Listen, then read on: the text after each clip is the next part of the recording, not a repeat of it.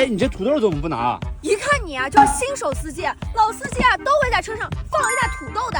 土豆不就用来吃的吗？你放车上干嘛？土豆在车上有这么4大妙用，90%的司机啊都不知道。尤其是第4点啊，关键时刻能保命。第一，下雨天的时候啊，咱们的后视镜镜片上呢非常容易挂水珠，影响视线，特别危险。其实呢，我们只要拿土豆切开的这一面对准它，轻轻擦拭，后视镜上就再也不会积水了。第二，车子用久之后，车头这些金属部件啊特别容易生锈，怎么擦都擦不掉。那其实呢，我们只要拿土豆啊切开的这一面对准它，轻轻擦拭，用水一冲啊，铁锈就会被清理的干干净净。第三啊，很多老司机呢都喜欢泡茶叶水来养生，但时间久了以后，你看一下，咦，这个杯子里面啊特别脏，尤其是这个杯底啊根本就清洗不干净。但其实啊是你的方法不对，只要呢将土豆切块放进杯子里面，倒入清水，等待3分钟。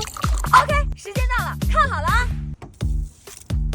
杯子被洗得干干净净。第4点啊，非常关键。你看啊，车子用久之后，这个挡风玻璃上还有车窗玻璃上呢，全都是油膜，根本啊擦不干净。其实呢，我们只要拿土豆啊切开的这一面，对准它，轻轻擦拭，用水一泼，整个玻